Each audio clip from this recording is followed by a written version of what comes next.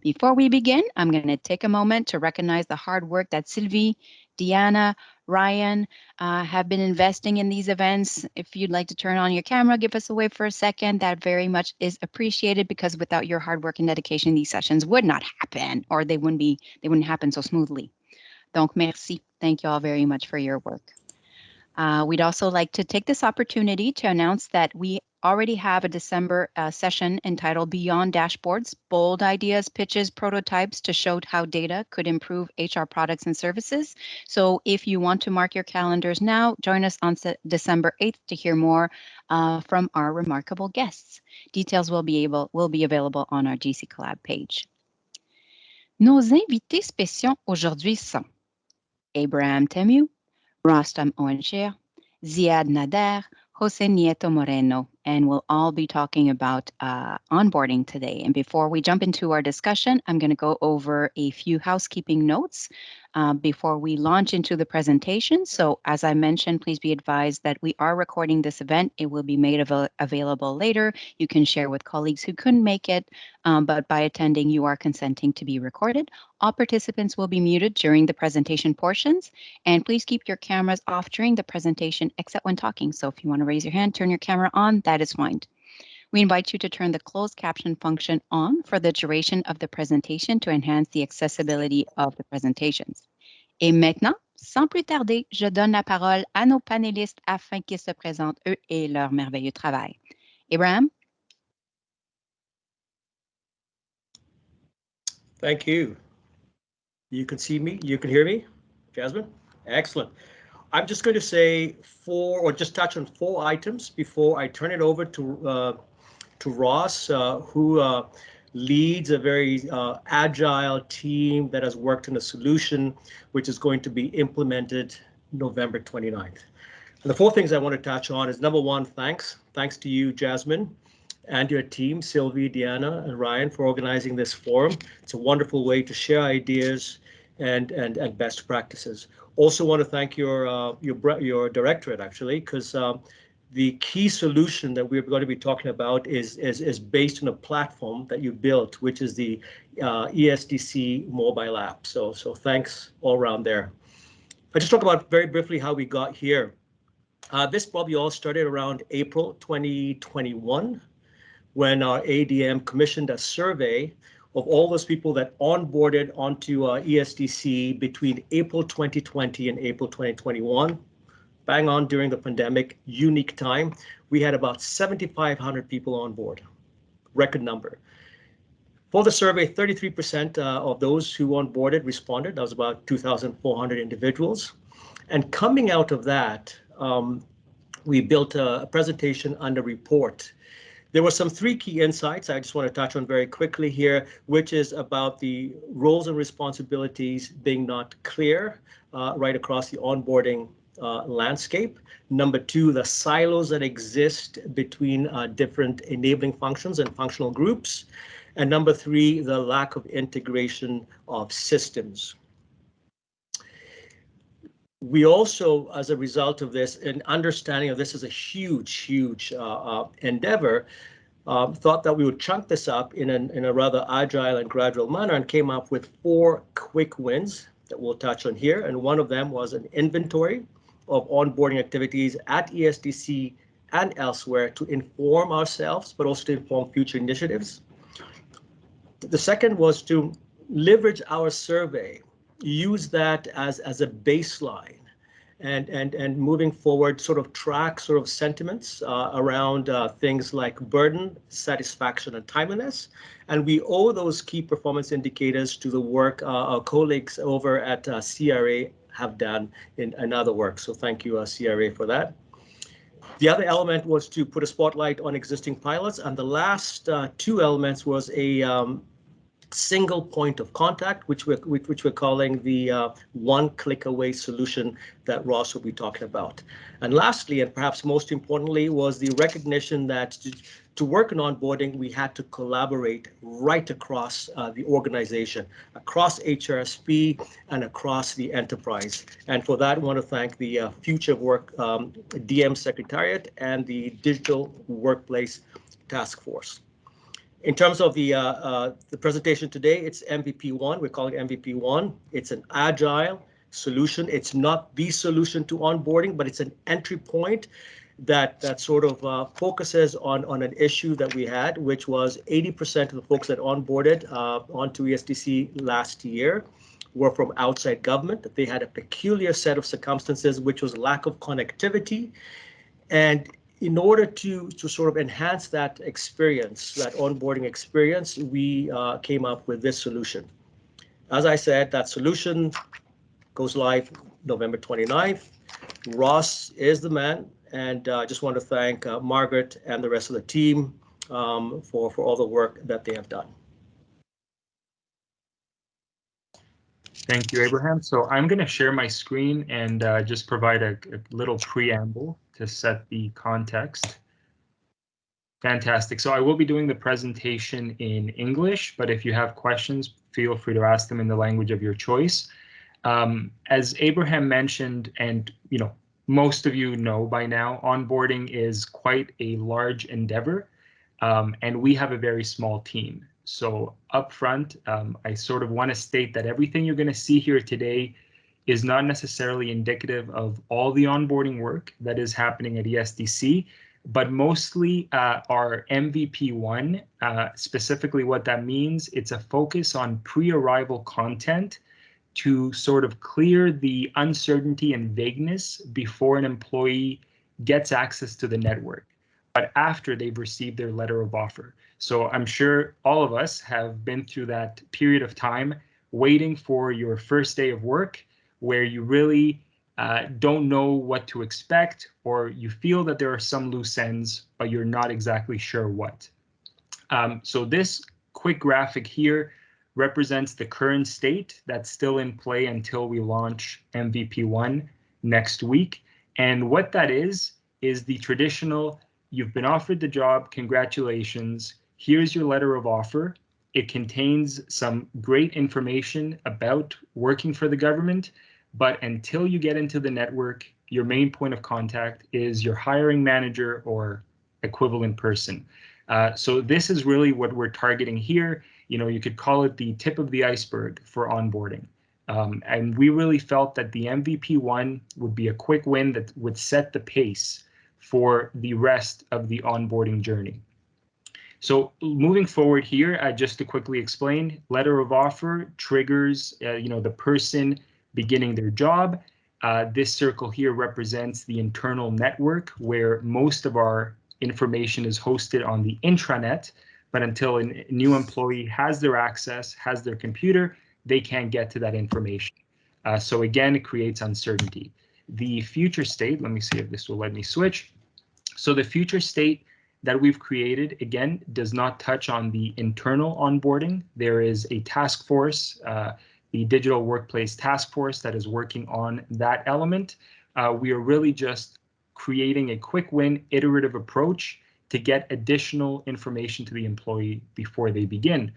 So again, the letter of offer is still the trigger that begins the pre-arrival process. Within the letter of offer, we will embed links to externally hosted pre-arrival onboarding content. That's a mouthful. But we've been very lucky at ESDC because we have an app, and it's a very high quality, corporate private sector level app. So very early on in this sort of exploration, we teamed up with the app folks and we said, we would like to have a button on the app, just prime real estate. New employees can be directed to download the app, click the button, and be taken to content. Alternatively, as I mentioned, the letter of offer would also have a link where they can click and get to that content. This, the scope is purely pre-arrival. We don't want to step into the onboarding content that they will find internally. So the last big piece of the puzzle for us is, how do we host this content externally? We are part of the COP for onboarding. We know that GC Wiki is an option, GitHub, those sorts of things. Right off the bat, we said we'd like to get Canada.ca. That would be the holy grail of external content. And we were not prepared when we first approached them. and they basically said, we can't. But over the course of preparing our pre-arrival content, our executives really came through, and we were actually able to get a launch pad on Canada.ca. So what I'm going to show you today is sort of a quick user journey through the pre-arrival, beginning with the letter of offer, including the app and our Canada.ca content, which is scheduled to go live next week. So with that, we'll get right into it. So a user, again, just to be clear, you could download the app. We will encourage this, but you don't necessarily have to. If a user, doesn't have a mobile device, they can simply click on the links within the letter of offer, which we've, crafted to be very, attention drawing.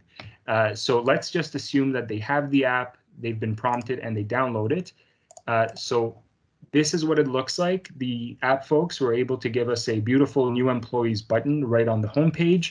A person would click that button and be taken to a new slide out section where onboarding is the first and currently only button. If you were to download the app, you would be able to see it, but it's not linked to anything right now. Next week, you'll be able to click this button and jump right into Canada.ca underneath the ESDC corporate section. So what I'm showing you here is our current pre-arrival content for NVP1. It will continue to grow, and I will mention this is going to be an iterative process. We've been we've been building this for 3 months, but we have a lot more stakeholders that we'd like to include. So what we have right now is a preamble page, just setting context, what to expect. You're not alone, that sort of stuff. And then underneath, we have 3 sections. The first one we're calling the pre-arrival checklist. This is general guidance for all employees. So it's across every sort of subgroup. If you go in there, you have very broad points like things to discuss with your hiring manager, monitor your email, how to get IT equipment, so on and so forth. I will say that the way we've crafted this content is we've tried to be as useful as possible without being too specific. So you'll see things like you should expect to get your laptop and network access without being specific, because we understand that in the current climate, everybody's experience across the country might be different depending on the logistics. So we say you should expect to get this. Your hiring manager is still your main point of contact. And if it doesn't happen, maybe reach out to them and talk to them. So we've kept it fairly broad after discussing with our stakeholders. Get to know ESDC, again, redirecting to external content because we know that employees may not have access internally, and so on and so forth. So this applies to all employees. The next 2 sections focus on executives and students. So this is in addition to the checklist, like more content for those subgroups. Over time, we will add, if appropriate, if there is pre-arrival content, we will add additional groups of interest, and we are working with those stakeholders right now. So it's not perfect, it's a work in progress, but we feel that based on the current state, we're certainly adding value and hopefully setting the pace for a smooth transition into the department. So with that, I'll stop. I think we might be a little bit over time, and thank you for listening. Thank you for sharing so openly. We really appreciate, and I'm sure colleagues across the Federal Public Service also really appreciate. Nos prochains présentateurs, Monsieur Ziad Nader, si vous pouviez nous parler de votre expérience. Oui, bonjour à tous. Donc, rapidement, Ziad Nader, directeur principal talent et culture chez Angel Care. Angel Care, c'est une petite compagnie, donc ça ne se compare pas du tout au gouvernement. On parle d'environ une centaine de personnes à travers le monde. Il y en a une 60aine à Montréal. Le reste sont entre les États-Unis et quelques pays en Europe. Donc, ça met la table parce que nos ressources ne sont pas les mêmes. Donc, quand je vois des applications qui sont développées, ça me rend un peu jaloux. Nous, ce qu'on a essayé de faire, en fait, c'est regarder l'approche d'un point de vue employé. Puis là, je vais me concentrer vraiment à l'onboarding administratif parce qu'on m'a donné 5 minutes. Donc, ce qu'on a essayé de regarder, c'est un employé arrive, dans les expériences qu'on a vécues, un peu tout le monde, on arrive au bureau, l'équipement IT n'est pas prêt, là je dois m'asseoir avec les ressources humaines, etc., etc. Donc c'est sûr qu'on a commencé à regarder ça dans le contexte un peu plus actuel, qui est le contexte de la pandémie, puis de dire, bon, quelle est la pire expérience? C'est qu'un employé commence son travail, il n'a pas son équipement informatique, donc il ne peut pas se connecter pour voir son manager. Donc ça, c'est vraiment la pire des choses à faire. Ce qu'on voulait, c'est absolument améliorer l'expérience employée. Donc, dans ce cas-là, ce qu'on a fait, on a vraiment analysé notre processus. Puis, on s'est mis dans la peau d'un employé qui arrive et c'est quoi vraiment chacune des étapes qu'il vit et on s'est demandé c'est quoi l'impact de cette étape-là sur l'expérience employée et qu'est-ce qu'on veut que ce processus soit. Donc, assez rapidement, ce qu'on est venu à la conclusion, c'est qu'on veut que, si on veut que l'expérience soit positive, c'est certainement pas à travers des problèmes informatiques, certainement pas à travers des rencontres avec les ressources humaines, c'est pas ça. Un employé qui embarque dans l'entreprise, il veut comprendre, il veut premièrement rencontrer son manager, c'est ce qu'il y a de plus important, commencer à tisser la relation, comprendre son environnement, comprendre les relations, les objectifs, etc. Et ensuite, peut-être s'occuper de tout ce qui est plus administratif. Donc, nous, ce qu'on a fait, on a revu nos processus déjà au départ pour que tout ce qu'il y a comme équipement informatique, qu'on soit prêt à l'envoyer à l'employé avant sa première journée, parce qu'on ne peut pas, dans la plupart des cas, accueillir les gens au bureau. Des fois, ça se fait, mais la plupart des gens, l'accueil se fait à l'extérieur. Donc, on a dû relever certaines embûches informatiques parce que nos gens d'informatique nous disent ben, on ne peut pas créer un employé avant son premier jour d'emploi, donc on ne peut pas setuper l'ordinateur. Bref, donc on a refait ce travail-là pour trouver des moyens pour soit changer profondément les systèmes ou trouver des workarounds pour qu'on puisse setter ces équipements-là et qu'ils soient envoyés un peu plus tôt. Un peu comme ce que mon collègue partageait, il y a cette période de flottement entre la signature et l'onboarding. C'est sûr qu'on a accompagné les gestionnaires, on les a formés à leur dire, ben, écoutez, prenez contact avec les employés, c'est pas parce qu'il a signé la lettre que c'est fini, c'est là qu'il faut commencer à créer la relation. Donc, l'arrivée de l'ordinateur concrétise d'une certaine façon que ça y est, je suis employé. C'est très symbolique, mais quand on reçoit un ordinateur d'une compagnie, ça dit, ben là, tu fais partie des nôtres et tu as un ordi. Donc, ça, c'est la première chose. Deuxième chose qu'on a fait, on s'est équipé pour que toutes les paperasses ressources humaines soient faites à l'avance. Donc, tout ce qui est assurance, papier d'impôt, etc., ça se fait avant. Donc, les ressources humaines vont prendre contact avec l'employé avant la première journée pour dire, bon, ben, écoute, on va commencer à enlever ça de ton chemin pour que lorsque tu arrives, tu puisses te concentrer vraiment sur ton onboarding. Donc ça, c'est un autre changement dans le processus. Avant, ça se faisait après typiquement la première journée. Mais ce qu'on disait, c'est certainement pas ce que l'employé veut avoir comme relation. Le troisième élément, je dirais, celui-là, c'est un peu plus, je dirais, anecdotique, mais quand même qui est très important. Parce que les gestionnaires ont déjà leur planification de fait. Donc, quand un employé arrive, à la rigueur, c'est pratiquement un élément perturbateur dans sa routine. Donc, on a vraiment formé ces gestionnaires et on leur a développé des outils pour qu'ils investissent dans la relation personnelle. Donc, des choses aussi simples qu'on a suggéré des questions. Si tu ne sais pas quoi parler avec ton employé, si tu veux tisser la relation personnelle, c'est sûr que c'est important de parler de travail, mais avant tout, c'est des gens c'est des personnes.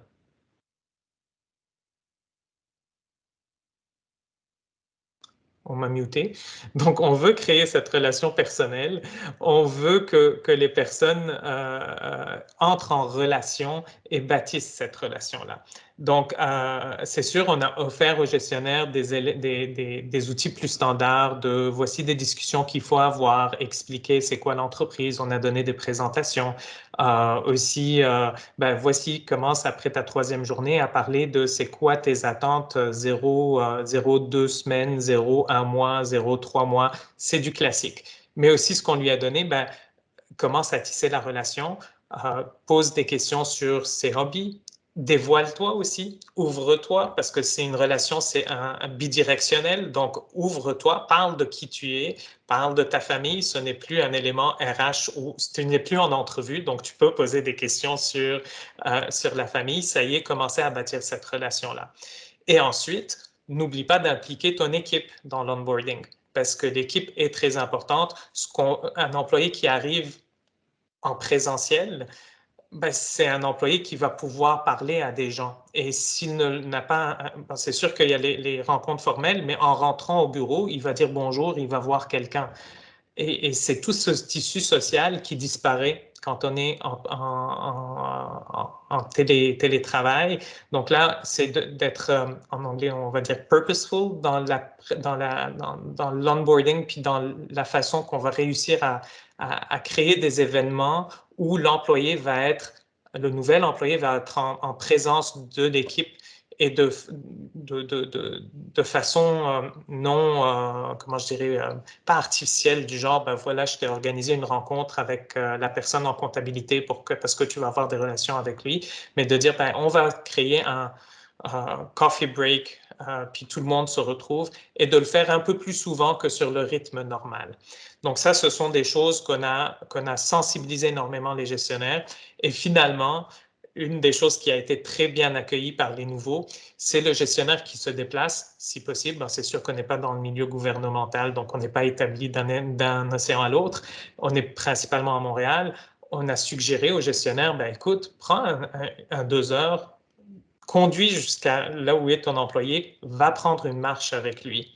Et ça, les employés ont beaucoup apprécié parce que premièrement, ça démontre l'intérêt que le gestionnaire offre à son employé, mais la considération aussi. Et ça, c'est super important si on veut commencer à créer un sentiment d'appartenance et non pas, ben, tu viens, tu fais une tâche et tu t'en vas, parce que c'est la tendance ces temps-ci. Le sentiment d'appartenance est beaucoup plus difficile à créer avec l'éloignement social. Alors, ces petits gestes d'aller prendre une marche, d'aller prendre un café, c'est vraiment des éléments qui ont été très, très appréciés par nos nouveaux employés. Donc voilà, je pense que ça fait 5 minutes, même un petit peu plus. Alors, je m'arrête ici si vous avez des questions. Un petit peu plus, mais c'est pas grave, on apprécie, merci. Ce que j'ai entendu et que j'ai retenu, c'était vraiment une expérience très axée sur l'utilisateur, sur les employés. Oui. Et c'est certain que moi, je vais m'organiser des marches avec mes collègues. Super, excellente idée, merci. Merci, Ziad. Ils vont apprécier, j'en suis sûr. Monsieur Nieto Moreno. Thank you. Bonjour tout le monde. Je suis José Nieto Moreno. Je suis un agent libre au secrétariat du Conseil des Trésors, présentement dans mon 5e affectation dans le même ministère. Merci Jasmine et toute l'équipe de l'innovation et des ressources humaines pour l'invitation. My experience on onboarding, as Said and the other presenter had mentioned, is very interesting as well. Onboarding plays such an important role when we're starting our new adventure with an organization, and sometimes we don't find that we have all the tools and mechanisms when we start a job. So that makes it very interesting and makes it very important. Is kind of like when we meet someone, it's our first impression with the organization. So it's all about organizational culture. So we want to make sure that on the first day we're giving our new employees the best experience, so that they feel, as I was mentioning, a sense of belonging and a sense of proudness of joining this organization and making the right decision of joining this team, right? So, and I think because of the pandemic and how we have moved more to a digital workforce or virtual workforce, the discussion about onboarding has also shifted, right? Because before it was mostly heavily like everything will be in person on day one and making sure that we have there someone to welcome you and to the office to show you around and things like that. But now we're talking about like either you're fully virtual from day one, or you're gonna be coming back to a hybrid workspace where you're gonna have like a virtual component and then you're gonna have an in-person component. So how are we going to think about this new onboarding from that perspective and to incorporate that new reality? The other thing that has changed because of the pandemic is Before we were thinking onboarding should be more centralized towards HR, and now because we're moving to virtual onboarding and things like that, it's also a decentralization of the onboarding program and giving more responsibility to the manager, because as Said was mentioning, the manager is the one that has the opportunity to make that onboarding more personalized. And that's the opportunity as well to make it very unique to the own employee. So that's another thing that has changed with the pandemic is, so how do we make this onboarding process, not just so much the process of making setup and making sure that onboarding is not just provisioning you with a laptop and making sure you have, well, connectivity and everything on the first day, but also making sure that your first day or your first week is an experience, right? It's an experience that you enjoy, and it's an experience is gonna make you feel that, okay, I'm making the right choices. And it's also not very overwhelming. Sometimes we want to make sure, like, oh, here is all the material for you to read. So it's, as Said was mentioned, is making the little efforts, like, for example, going for a walk with your new employee. That creates a connection there, and is the effort, is the saying like, okay, this team is really going the extra mile there to make me feel like welcome and things like that. That makes a big difference. And onboarding is as research has proven, like research from MIT and everything like that, onboarding plays such an important role in retention. So down the road, like 1-2 years after, when people are starting to look about like new opportunities or new roles, they're gonna see thinking, okay, if my onboarding was very unique, I might want to stay with this organization and pursue maybe another role in the organization, where I'm starting to look outside, because it plays such an important role when you starting. I think that's most of the things I wanted to cover. So as I was mentioning, one of the things in my experience that we have used to make onboarding more user-friendly is using design thinking. So incorporating the users and different users from, as you have executive, you have students, you have temporary workers that are coming just like contract workers. So you want to make sure that you understand all the stakeholders that are involved.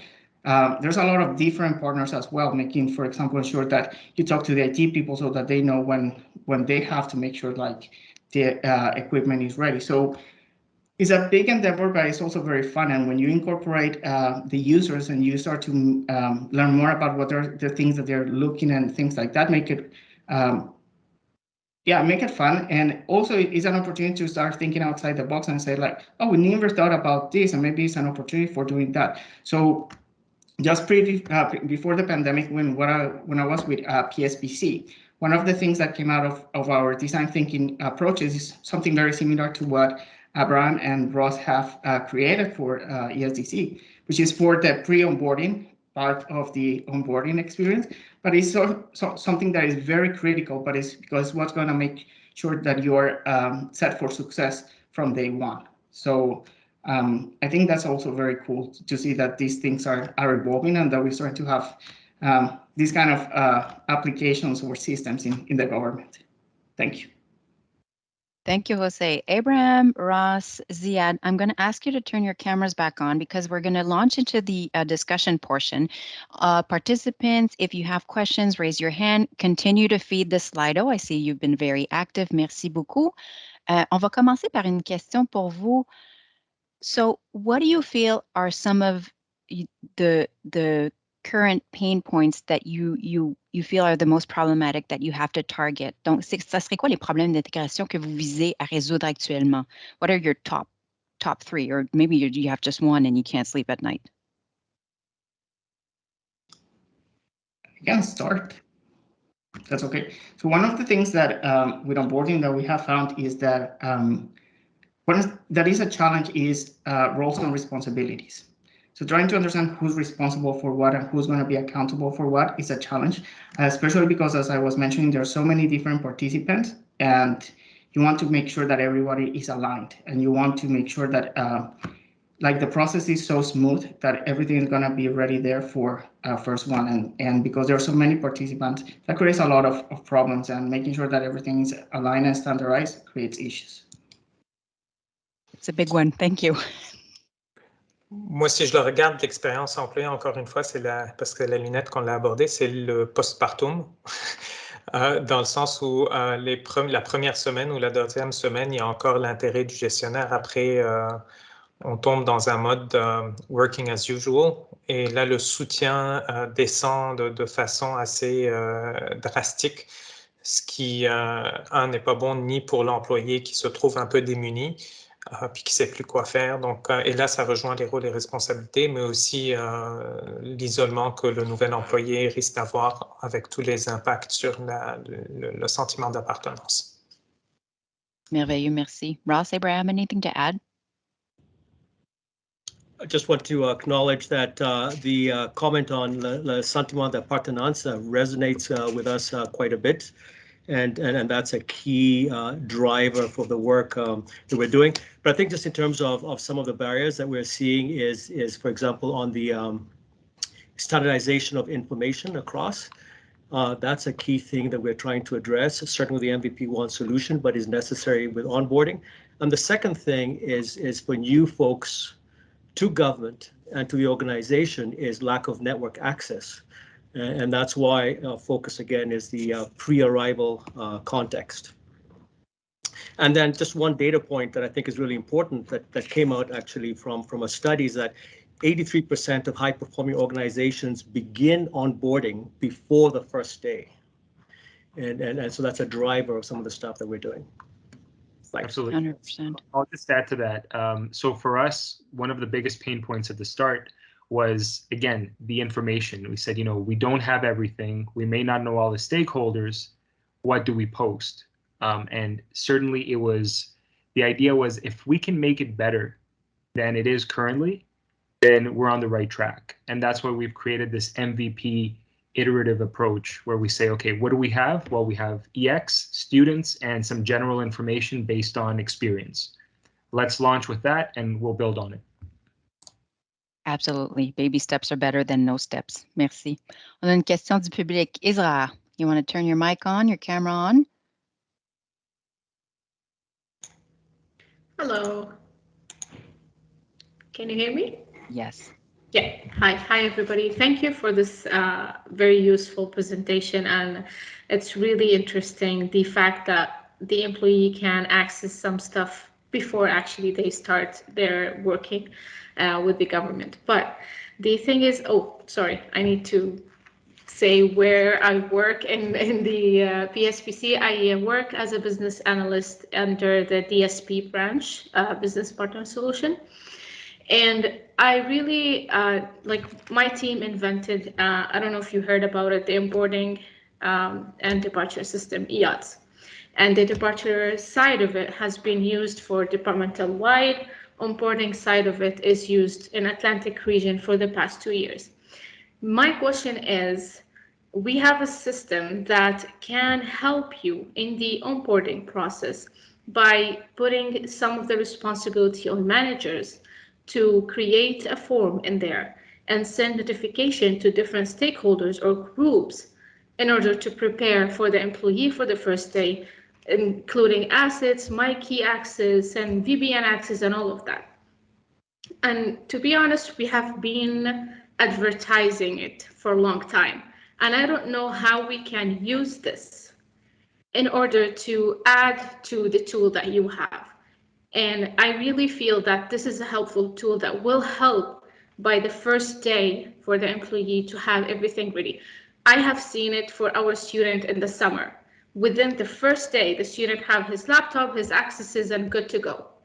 So this kind of a tool is a home-owned thing that we can leverage and get used to it.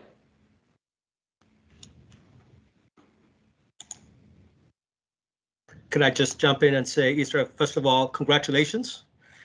This is excellent hearing that. And secondly, we will set up something with you. We are very much, as Ross has said, in this iterative, gradual, agile mindset, working with, yes. And I must recognize the partners we're working with, which is the Future of Work Secretariat, the Digital Workplace Task Force, and then of course that includes Gabrielle and Margaret and Ross and team. So we will set up something because ideas are most welcome. We don't have the solution. We have something that we're implementing, and we realize it's MVP1, and we see 6, 7, 8 MVPs over the next couple of months. So thank you again for bringing this to attention. You're welcome. Good, building connections, j'apprécie. All right, we have a great question from Slido. Do you see onboarding as a continuous process throughout an employee's first year of employment, not just a point-in-time orientation? I have my own thoughts, but I will let you all, dear panelists, address that one.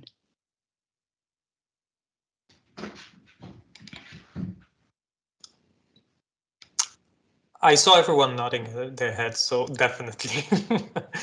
Yes, and unfortunately, when I was speaking about this postpartum, this is basically what I was addressing. So managers tend to pull out of the onboarding process pretty quickly, as it's meant to be for at least the first 6 months, at least. And then if you go, an employee is still onboarding as long as they haven't seen a full cycle. So basically, it takes at least a year. Absolutely, I cannot share that. Onboarding is not just like the first few days. As we've seen, there is a pre-onboarding aspect to that. There is the onboarding, which is the first few weeks as you start, and then there is the employee integration, as you make sure that the employee is fully integrated into the organization, and as Said is saying, they have all the tools and knowledge to navigate this new organization. Thank you. Monsieur Gauthier. Yeah, bonjour tout le monde.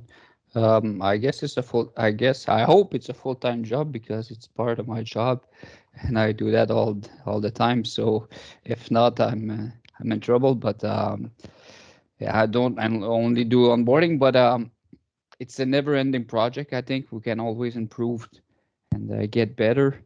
In ISSD, we're working on revamping the onboarding guide.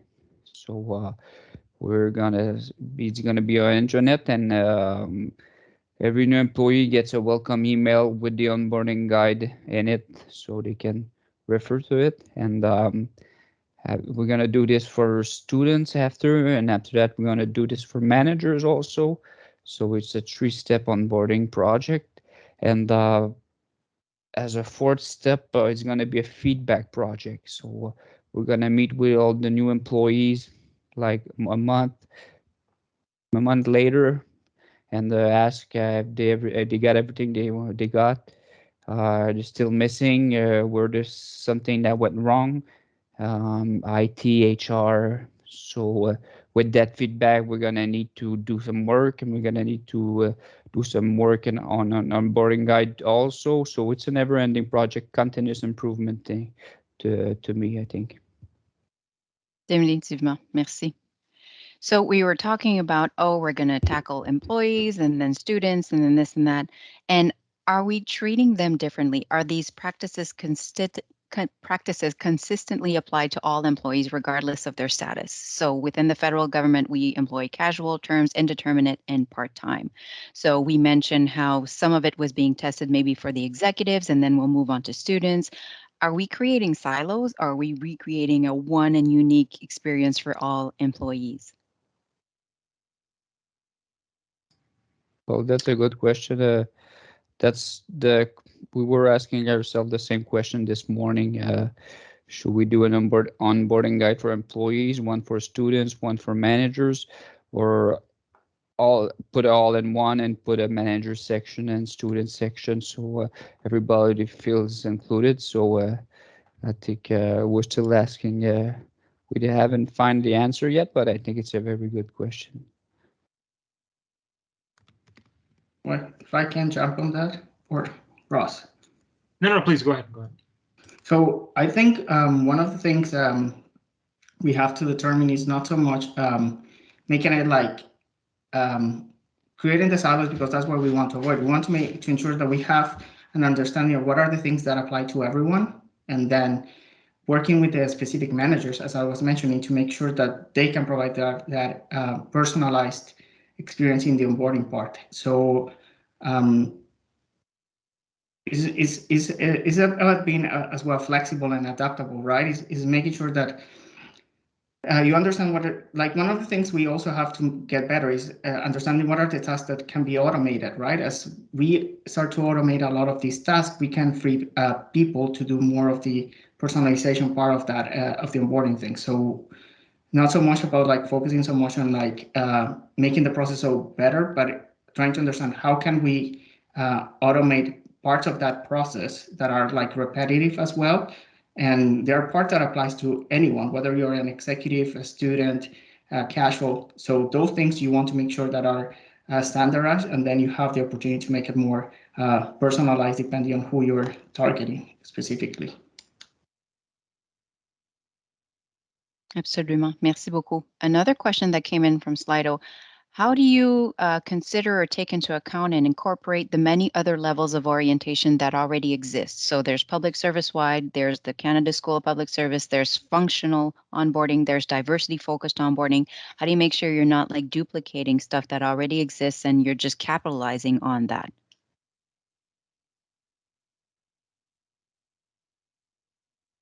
Maybe I'll reach out in a year and see, how did y'all do on that? For our part, again, tip of the iceberg for our project. So really, it's doing things like this, communicating out what we're doing, participating in the community of practice, letting people know, and sharing. I think over time, what we're going to see is a streamlining.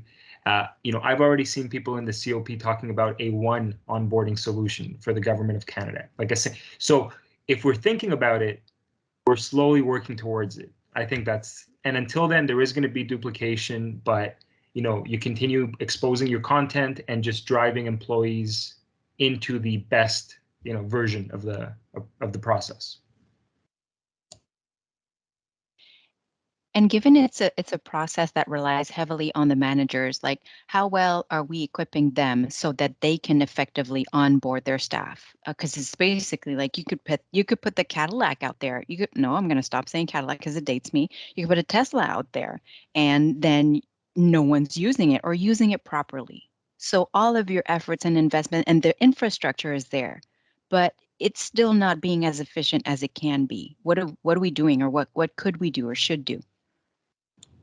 Definitely, that's something that we have to look into. That is how to empower managers better, right? And that's part of the roles and responsibility of trying to understand, okay, who's going to be responsible for making sure like the standards are there. For example, as I think Martin was saying, there is a constant like program. It's an evolving program that is never going to end, right? We have to make sure that we adapt. We have to make sure that the products are being maintained, that they are evolving as things change. We had a pre-pandemic, and whatever we have onboarding back then is completely useless right now. If we cannot adapt and make everything virtual, then it's useless right now. So what we have to make sure is that whatever we create is something like that give us the room as well to experiment and to try new approaches, and make sure that as we are experimenting and trying new approaches and working with users, that those things that are working very well, we put aside, and then we start building upon those, right?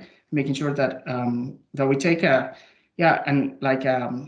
phased approach. We're not going to resolve onboarding like completely, but if we build those little parts and we build them well, then we can build upon that and make sure that onboarding program is going to be successful long term. Good point. Phased and also multilateral. So we spoke a little bit about the role of the manager, but there's a question around what the role of the other team members in onboarding is beyond like the hiring manager. How do we integrate team members into the onboarding process? I know we do it within our team. I was curious to hear what others were doing.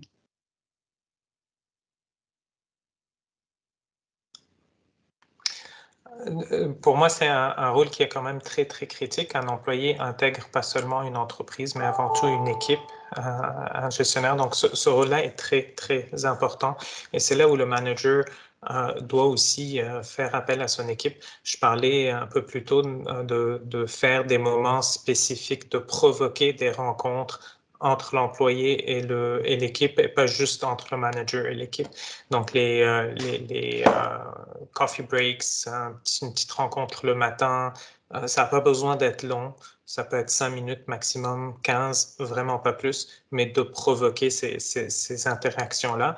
Et d'un autre côté, ça donne du même coup une opportunité aux équipes de se rencontrer dans un cadre informel. Mais aussi, le gestionnaire doit éviter d'être toujours le point de réponse.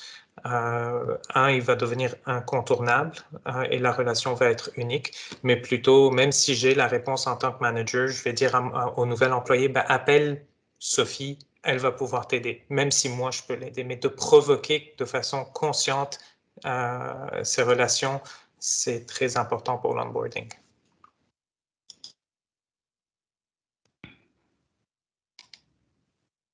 Vas-y, José. Non, tu veux pas? OK, c'est bon. You're good. We can hear you now. No, we can't. No, we can't.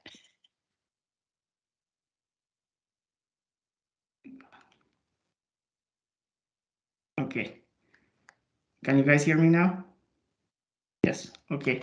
So yes, Zaid was saying some of the things we can also do is to make sure that we also build a peer network, right? Because when new employees are arriving, you don't want to just rely, as you say, on the manager. You want to have a peer network that is there to support and answer questions.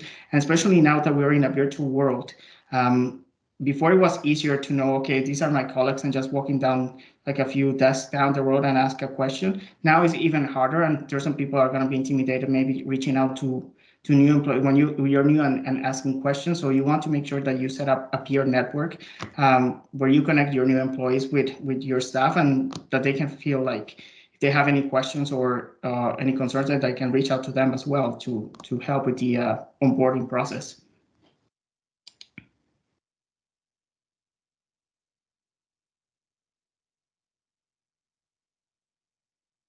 That was really good. Just going to repeat it. Effectivement, there's something to be said about the community building aspect of it. And speaking of communities, should we onboard should the onboarding process be personalized to reflect the different communities' needs? So Aboriginals, visible minorities, LGBTQ2+, younger versus older workforce, like how much tailoring and catering to different needs do we want or is desirable? Loaded question. Mr. Temu. So it's, again, great questions that you've asked. Maybe I'll just defer back to what we are doing, the MVP1, and recognize that your question is one of those key questions where we don't have the answer, but we are engaging, we are communicating with each other and sort of working through change management. In terms of MVP1, the approach that we have taken, and it may be right or wrong, is that there's some general information for folks onboarding. That's point number one. Then point number two is, and this really came from the community of practice, is this whole idea of expansion packs. So just be in the event that you belong to a particular group, there's going to be very specific information that's pertinent to you that's developed by a stakeholder. That's the approach we've taken. Again, Ross, Margaret, and Gabby and team, and we'll see how that works. We've got some rationale behind that, but we'll get feedback and see how that works and how that resonates, and we'll get back to you and tell you what next. In a year, I'm scheduling it. Hopefully shorter than that. I mean, we're hoping to. Just to preempt a question, and MVP1 is November 29th. MVP2, as we had designed in the business case previously, it may not happen, but is essentially adding a support function and an analytical function. Support so that we can actually get back, hopefully in real time, to folks who have an issue. Analytics so that we can collect data and information about site visits, where people are going, the experience, and that's a lot. I mean, I've said a lot there. Ross is probably freaking out going because he's the guy who's going to be developing all this stuff with Power BI. That's the vision and where we want to get. So again, I want to reiterate, this is about listening. We're not experts. And that's why we're here, and we thank you, Jasmine, for having this forum, because we can then reach out and engage with Jose, Ziad, and everybody else to figure out optimum solutions. For sure. If I could just add there, I think the new onboarding, as I was mentioning, is an opportunity to also personalize. But if you want to go beyond and try to target specific groups, I think it will be great to incorporate those groups and say and design what is it that you're going to do with them directly, so that you don't miss anything there. But I think this is a great idea because it shows like the organization is working on the awareness and diversity and inclusion, and I think that will be well perceived. Definitely top of mind priority for everyone. It'll be interesting to see how, in terms of like defining what data we need, how and if we develop a framework around, oh, what's the actual return on the investment? How much do we want to maybe justify how much we want to automate? Because there are teams who are, fully tackling this, and it may not be the most efficient way, or the return on investment is absolutely crazy and we should be investing more. So it'll be interesting to follow that conversation. What do you recommend for onboarding practices for micro organizations, less than 30 or 50 employees in an entire organization? Peut-être que Ziad, ça représente un petit peu plus ta réalité versus notre 300 000 d'un océan à l'autre. Effectivement.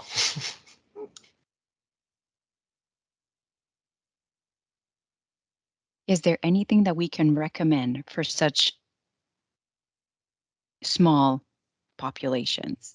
I mean, I would imagine that it would be easier, but then again, it's at such a personal level that it can also be harder. I'll speak to this quickly. So we're a big organization. We don't have that reality. But as I mentioned during my demo, we were turned back from Canada.ca. It was an integral part of our plan, and we were turned back the first time we went there.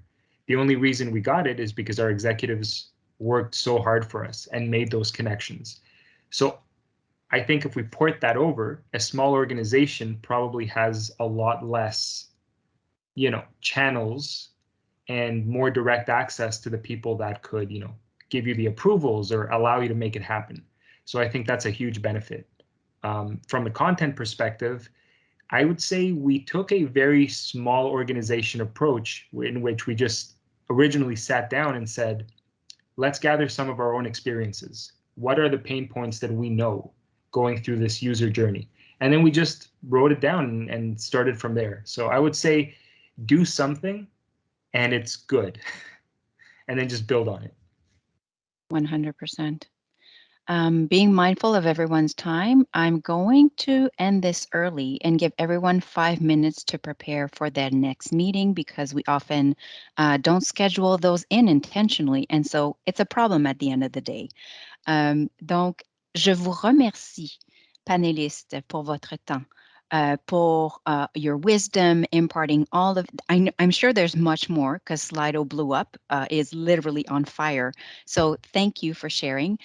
Thank you very much for attending, and we'll be in touch because we usually start these conversations, but there's so much more to do that we like to check back in after a year and say, hey, you were proposing to do X, Y, Z, or you thought it was going to go in this direction. How did it really go? And we want to have that conversation as well.